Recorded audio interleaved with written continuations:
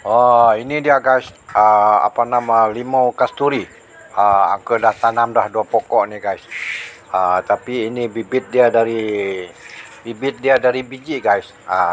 Kita tengoklah apa jadi dia. Tengok macam mana.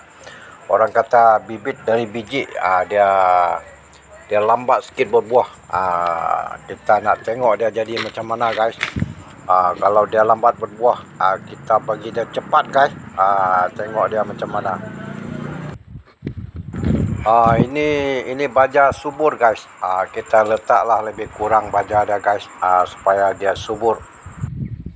Kita siram dia dengan air kasih sayang guys, supaya dia cepat berbuah dan hidup dengan subur di sinilah guys.